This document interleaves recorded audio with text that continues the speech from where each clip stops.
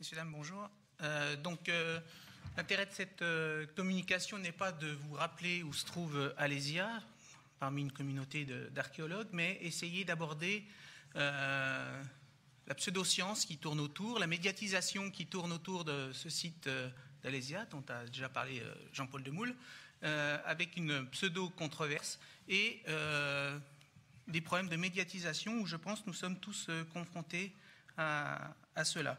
Donc la difficulté, c'est que le siège d'Alésia est une date importante pour l'histoire de France, même si on ne sait pas quand est-ce qu'elle commence, cette histoire, en 52 avant Jésus-Christ, avec la coalition des Gaulois contre César. Donc la difficulté historique, c'est que c'est un moment important qui a pris part à l'histoire de France. Par contre, les données archéologiques sont particulièrement difficiles à mettre en évidence, puisque c'est une bataille qui a duré moins de 2 mois, avec des constructions relativement légères. Donc de cette opposition, une date importante et des vestiges archéologiques pas si faciles que ça à mettre en évidence, un certain nombre de controverses ont eu lieu, scientifiques, puis après, maintenant, une controverse politique, médiatique, ésotérique. Donc le problème est de savoir quelle est la place de chacun, quelle éthique on doit avoir par rapport à cette question. Et donc, je vais simplement dire pourquoi je suis là. C'est parce que j'ai été obligé par les organisatrices, que je remercie. Je suis obligé de les remercier. Elles travaillent très bien à plusieurs niveaux. Et donc, je voulais les remercier encore une fois. Et surtout, faire preuve de mon expérience d'avoir fouillé à Alésia et d'être enseignant d'archéologie maintenant, et rendre compte aussi d'un travail de Jonathan Vidal, un travail scientifique sur des données archéologiques assez complexes à étudier, les photographies aériennes et le lidar, et maintenant qui a un poste de conservateur régional de l'archéologie à La Réunion. Donc c'est un peu loin, sa femme va accoucher, donc c'est moi qui, malheureusement, ne fais que présenter tout seul. Donc je voulais simplement vous rappeler où est le site d'Alésia, ça va aller assez vite, c'est dans le pays mandubien, capitale des Mandubiens, puis ça va devenir une agglomération gallo-romaine au cœur d'un tout petit territoire qui est le peuple mandubien, qui est entre le peuple des Éduins avec la capitale Bibracte et les Séquanes qui sont dans le Jura. Voilà à peu près le paysage, ça c'est des photos qui sortent régulièrement, le paysage est assez bien connu, vous avez une butte isolée, limitée par 2 rivières et tout autour un certain nombre de collines sur lesquelles ont été implantés les camps romains. On ne voit pas très bien sur cette photo, mais ce travail de Jonathan Vidal montre toutes les lignes qui correspondent à des lignes de défense césariennes dans la plaine, sur les plateaux, mis en évidence par la fouille, les photographies aériennes et le lidar. Et donc ce paysage-là correspond à un commentaire de César, mais ce n'est pas le souci. Il y a plein de petites buttes entourées de rivières avec des buttes autour. Donc ce portrait robot d'Alésia n'est pas suffisant pour définir que c'était le site d'Alésia. C'est vraiment les données archéologiques qui ont permis de l'attester. Il faut savoir qu'à l'époque médiévale, il y a une tradition comme quoi le site d'Alésia se trouve à Alys-Sainte-Reine. Mais dans les années 1850, il y a une polémique qui se crée, suite déjà au démarrage des travaux de Napoléon III, quand il veut écrire des commentaires de César pour faire cette filiation dont a parlé Jean-Paul Demoule, où vous avez une opposition entre 2 sites, un site bourguignon, Alys-Sainte-Reine, et un site jurassien. Et donc là, vous avez déjà une opposition entre des Bourguignons et des Franc-Comtois qui permettent d'adosser une polémique entre une Alys impériale, découverte et mise en évidence par Napoléon III, et une Alaise jurassienne et plutôt républicaine. Et donc, la question est tranchée suite à des fouilles conduites par Napoléon III et un certain nombre de chercheurs et militaires qui l'aident dans cette action-là pour écrire cette histoire de César. Et dès 1865, le site d'Alésia est vérifié archéologiquement puisque avec une méthode relativement moderne pour l'époque. Il y a des grandes tranchées d'exploration et des premières coupes stratigraphiques sont réalisées. On voit très facilement se dessiner les fossés et les chercheurs permettent de redessiner l'ensemble des défenses césariennes ou une grande partie des défenses césariennes avec du mobilier dans les fossés qui sont gaulois, romains et qui datent de cette période-là. Donc, le site d'Alésia est attesté par l'archéologie dès 1865. Et donc, il n'y a plus de discussion scientifique sur la localisation du site d'Alésia. Puis,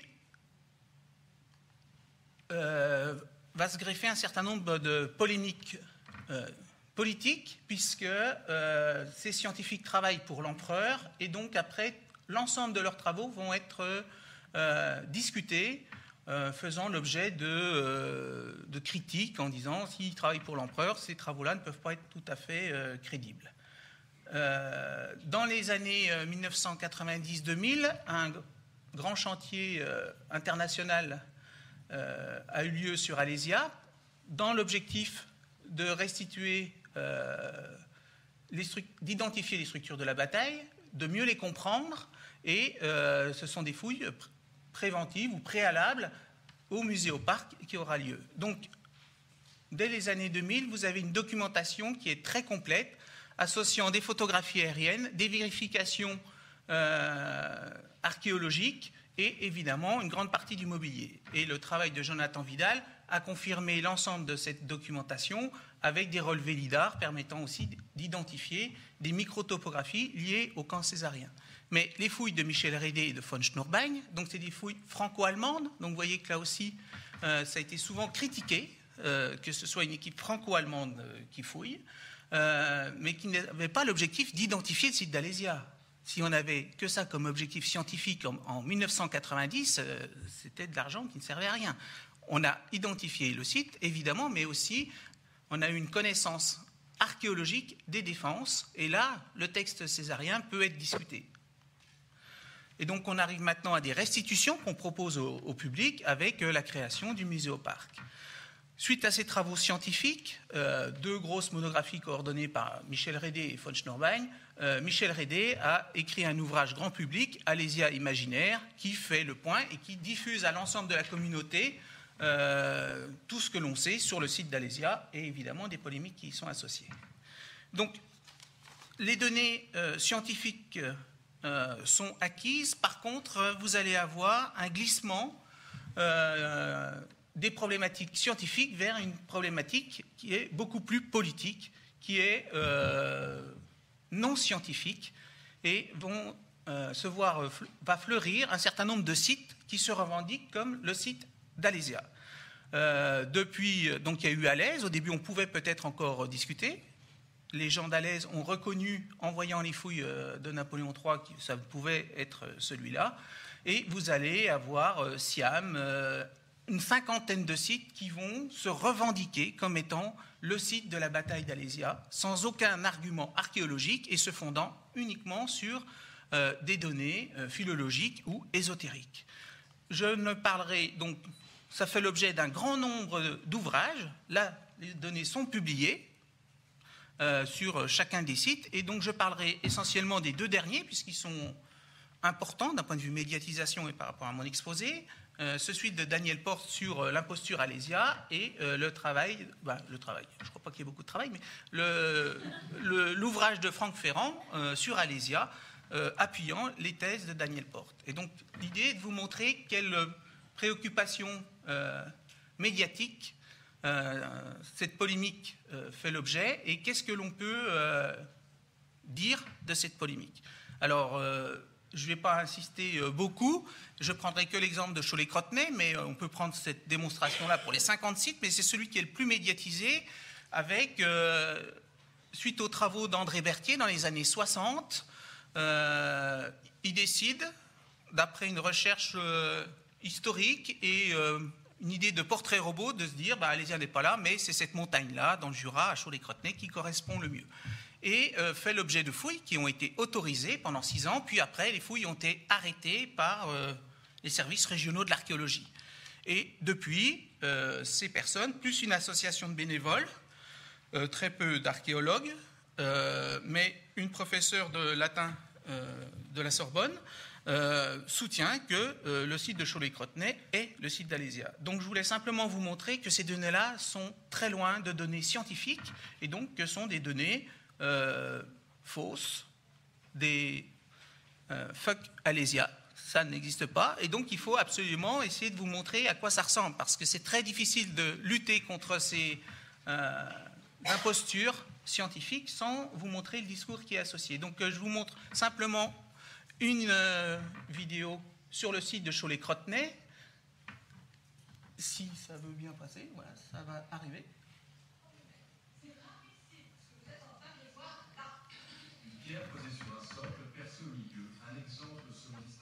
Une pierre posée sur un socle, percée au milieu, un exemple selon l'historienne d'art primitif unique en son genre.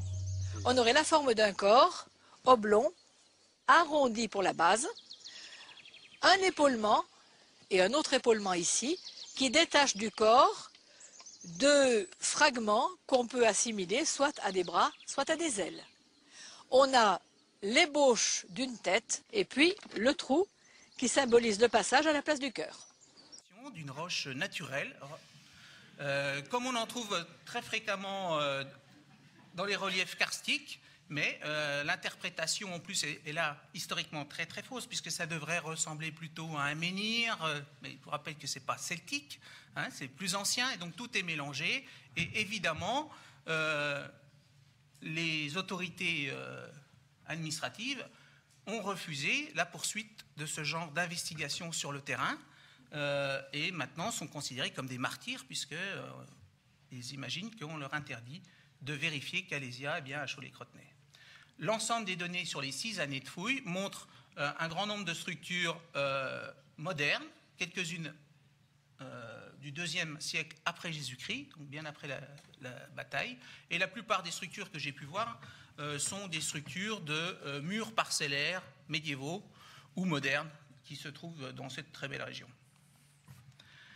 Donc le problème aujourd'hui, c'est pas qu'il y ait quelques illuminés qui parlent de sites d'Alésia, qui ne sont pas là, ça pourrait à la rigueur faire partie des illuminés dont a parlé Jean-Paul, mais c'est qu'on voit aujourd'hui arriver une multiplication des fausses informations et des diffusions dans les médias qui sont bien supérieures à ce qui avait lieu avant.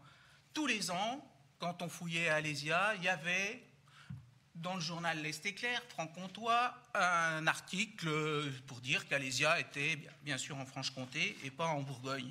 Maintenant, ils ne peuvent plus le faire parce que comme c'est la même région Bourgogne-Franche-Comté, ça va être très difficile de gérer cette antinomie. Mais ça convient encore. Il y en a qui y arrivent quand même. Donc, je voulais simplement vous représenter encore quelques vidéos pour essayer de justifier que ces présentations-là sont... Bataille des historiens sur la guerre des Gaules, où s'est déroulé l'affrontement entre Jules César et Vercingétorix. Pour certains, ça s'est passé en Côte d'Or, pour d'autres dans le Jura. Alors qui dit vrai ? Eh bien, des architectes pourraient peut-être élucider le mystère. Florian Griffon avec Frédéric Faure. Architectes, les cuisiniers, qui vous voulez, mais en tout cas pas des historiens. Mais vous voyez comment sont annoncés. C'est toujours une opposition claire, c'est-à-dire qu'on ne sait toujours pas. Pour un média très autorisé comme France 2, où se trouve Alésia. Donc je trouve que ça, c'est quand même très problématique. Si je retrouve mes notes, nous avons fait une recherche sur les sites web. Il y a vraiment énormément de pages web qui parlent d'Alésia. De tous les sites d'Alésia hors le site officiel d'Alice Sainte-Reine, il y a 25 000 pages qui concernent Alésia. Il y a même le site dont je vous rappelle le nom, c'est assez intéressant, il s'appelle cancoyote.net. Donc vous imaginez que c'est fait par des gens de Franche-Comté, mais qui regroupe en fait toutes les personnes qui sont contre le site officiel. Donc vous avez les sites jurassiens, mais aussi les autres. Mais ça veut dire quand même que là, vous avez énormément d'informations, 15 000 vues quand même sur ces sites-là. C'est pas complètement anodin. Donc, Est-ce que cela est dangereux? Je pense qu'il faut vraiment continuer, essayer de voir comment tout ça est organisé. Donc pour quelles raisons vous avez l'entretien de cette pseudo-controverse? Donc je vais vous présenter les deux présentations tout de suite pour que ce soit plus simple d'un point de vue technique. Donc allez-y. Avant, voilà. Merci.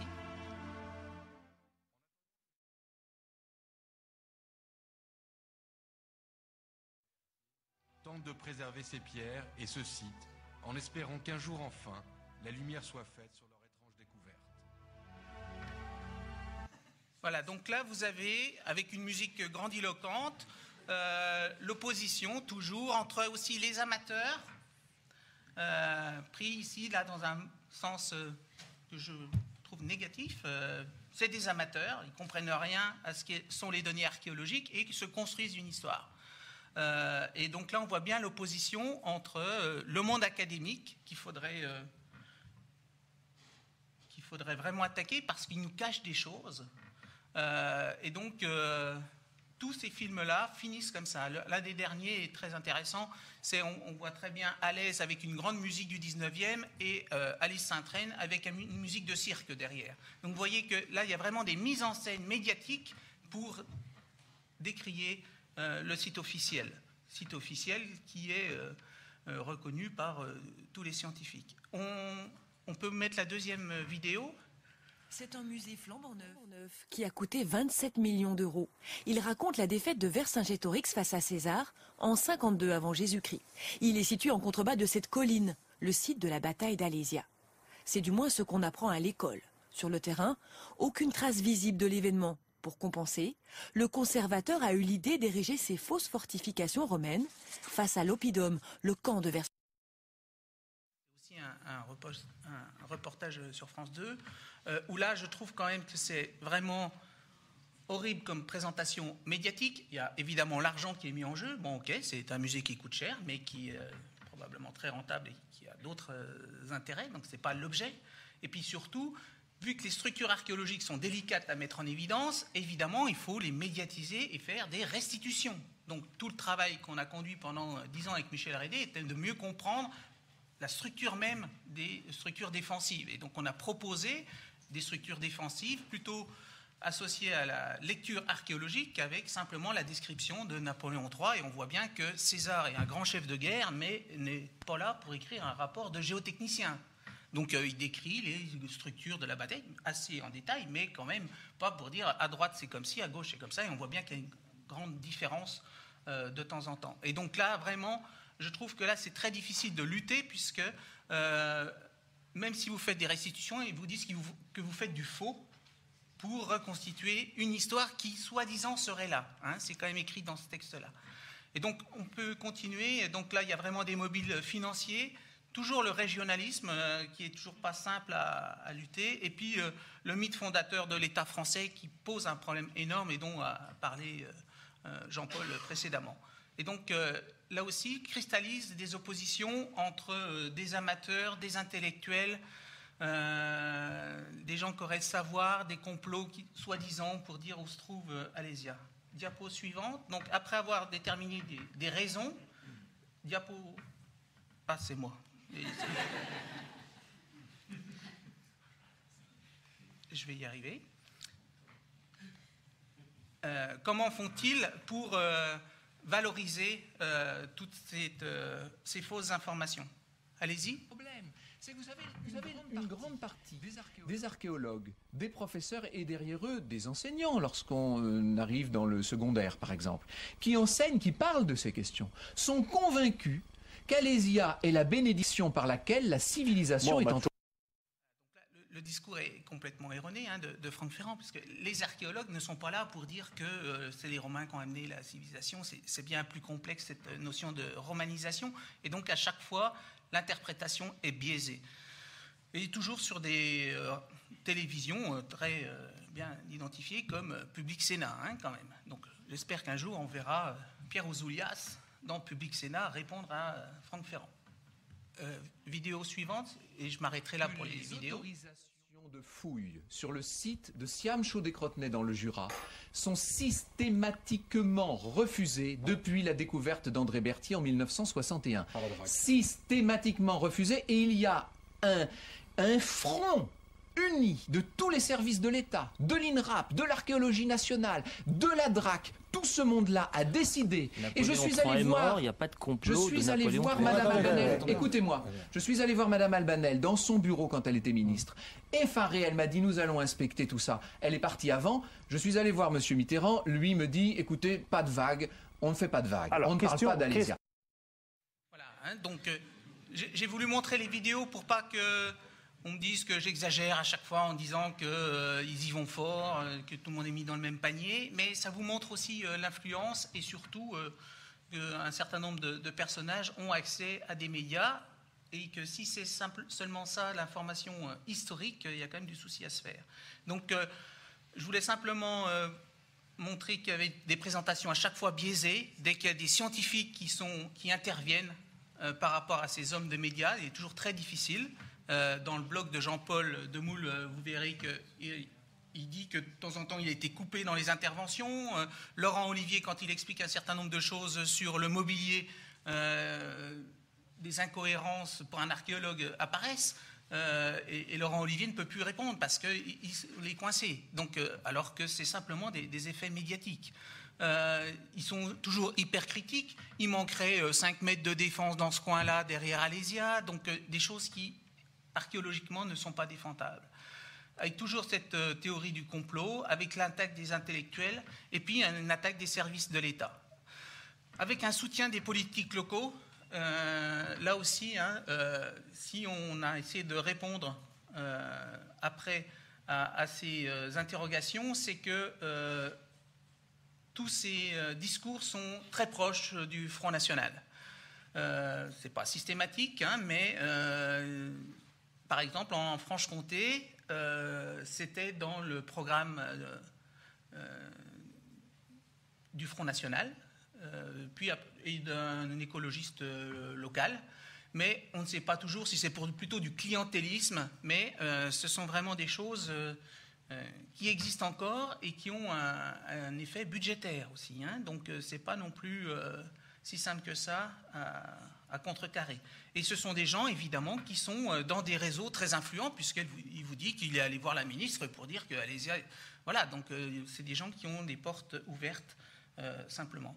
Et donc l'idée aussi, c'est de savoir qu'il faut cultiver l'esprit critique, comme le dit Patrick Boucheron, pour complexifier les problèmes, et que le complotisme ne fait que simplifier les problèmes et donc les rend incohérents. Et donc je voulais finir sur cette diapo. Donc quelle position éthique on doit avoir, c'est pas si simple que ça. Comment lutter, et puis c'est la responsabilité de qui ? Je pense que c'est la responsabilité de tous, à son niveau, en fonction des métiers que l'on a, des universitaires, mais qui s'épuisent au cours du temps. Michel Rédé n'a pas signé la dernière pétition que l'on a faite à 21 chercheurs pour dire qu'Alésia était bien à Lys-Saint-Traine, parce qu'il en a fait déjà 25 avec Goudineau, mais que, voilà, il faut passer le relais à d'autres chercheurs, à des gens comme Jonathan Vidal, des jeunes qui vont pouvoir essayer de lutter contre ces désinformations. Les universitaires, et même individuellement, à chaque fois que je vais dans une librairie, je cache les livres de Franck Ferrand derrière, et je mets d'autres livres. Mais c'est très modeste, mais il faut commencer par là, et puis je continue surtout à essayer de faire des cours montrant toute la complexité de l'archéologie et surtout de la difficulté de la culture archéologique pour le grand public. Ces données ne sont pas si simples que ça à faire comprendre pour le grand public, et c'est pour ça que peuvent encore surfer un grand nombre de fake news. Donc je pense qu'il faut exposer les faits, essayer de convaincre les gens, c'est ce qui est de plus en plus fait, et je pense qu'il y a plus en plus une bonne culture archéologique, mais elle doit encore exister, et surtout ne rien céder, puisque si la bataille d'Alésia, ça sera encore une de perdue, mais ça, on a l'habitude en France. La prochaine, mais c'est pas moi qui vais la conduire, c'est le prochain livre de Franck Ferrand. Et donc, c'est à d'autres de faire cette communication. Ce sera tout aussi je pense, au moins amusant, mais je pense que c'est assez grave sur l'état des médias et de ce que l'on peut donner à connaître à l'ensemble du grand public. Je vous remercie.